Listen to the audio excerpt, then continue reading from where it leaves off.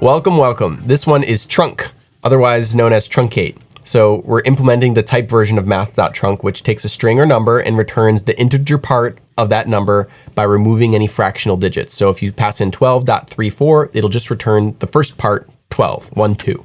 So everything after the decimal point is just discarded. Okie dokie. How would you go about this one?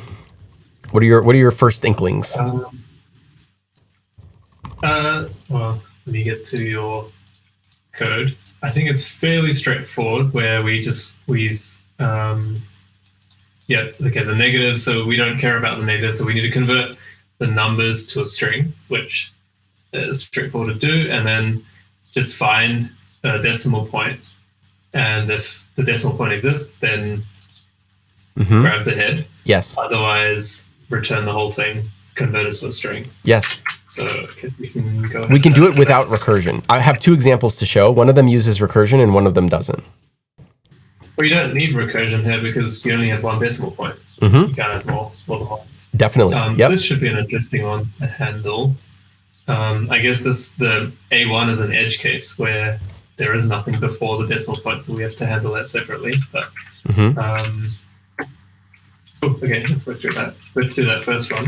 A1.1. Yeah, so if P extends like that and then string, then you just return 0 as a string. Otherwise, T extend, need to convert this to a string. And do that again. So P extends. I'll just format you here. Right, thanks. Anything. So infer head. And dot. Infer tail. Or just string, actually, we don't care about. Yeah, actually, I made it accidentally harder. This one, A1, is supposed to be 0.1, and I was playing with it, so please forgive me. There is, I am going to show a solution that works for this, so you can keep going, and you might find it. Like, I think you're going to, it looks like what you're writing is going to be close to that. This will work. Like, sure. Let's make it harder. Let's get rid of that 0. Okay, yeah, I'm down for it. So, okay, train of thought. So we've converted that, we grabbed this, and then we can just return, our head's already a string, we can just return head. Otherwise, we return T. Let's see what this is. You got it. There you go. You got them all. Yeah, we don't need to make it easier. So yeah, I mean, that the reason I was looking at it is, let me show you the way that most people have solved this. I'll name this Trunc 0, and then we'll switch the names around. This is that's what it's called. Did you know that? No. Yeah, there's a math term for the thing before the decimal point. It's called the mantissa. Wow. Is there like a special keyword for things after the decimal point? No, I just called it that because I thought it was a nerdy excuse to break the norm. This fits the same vibe. It will return for string or number. It will work, and I think the reason that it works is that TypeScript will, like, if you pass in. Okay, let's make a example. Yeah, I'm curious because this is converting never to 0. Right. Well, okay. So here's what it's doing. T. Okay. So what did I write? Why is that giving me errors? Type.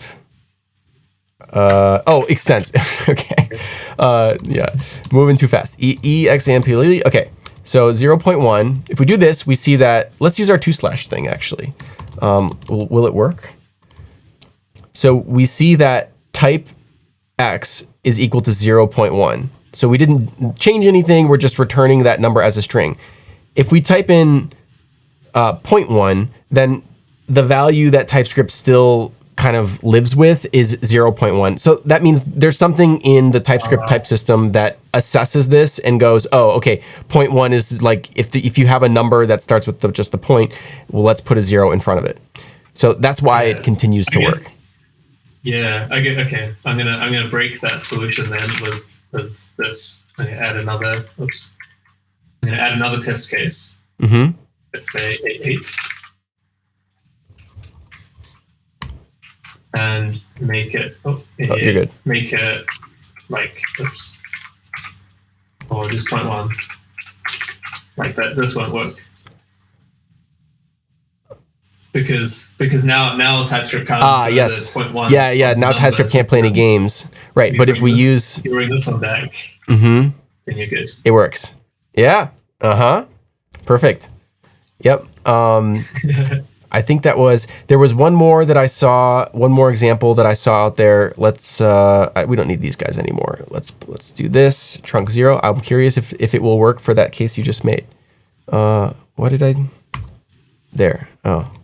No, it does not work for the case you just made. But anyway, this is another example that I found online, very similar to what we came up with, but this is kind of focused around the decimal point. So it's saying, does head extend the thing, the decimal point in this case?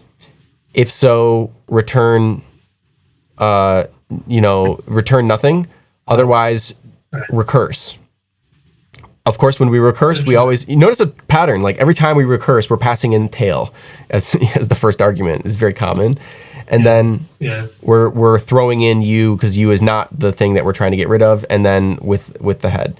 So, and then this is essentially going character by character, and the u is the accumulator, and it stops when it gets to a decimal point. Exactly.